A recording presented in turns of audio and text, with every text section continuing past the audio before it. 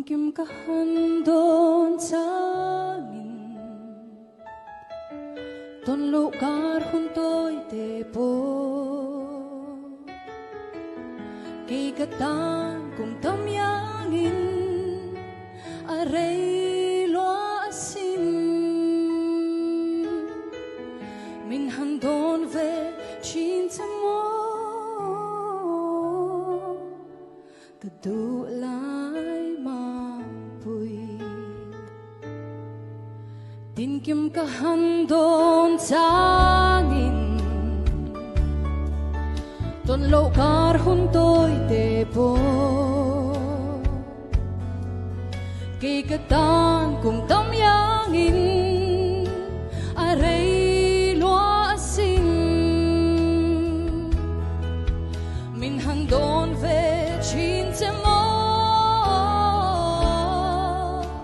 Kadulay mapuy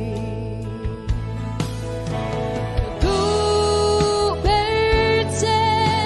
Kamangay berte Di abiyat hukahan sehi Minaril hel sakdonem ni Kamangay te asin Zantiang sor ta eng ray noya Matin ka handon chite har lung lên tua har Ki katang cha na may mo Min handon ve chinte mo Kadulay mapuy Kadu berte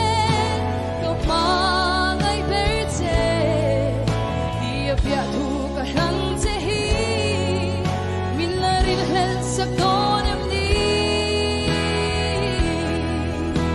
Kamangay te asin Kadu berte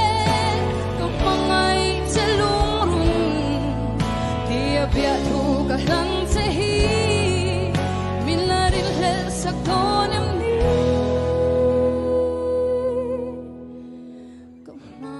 Kamangay te asin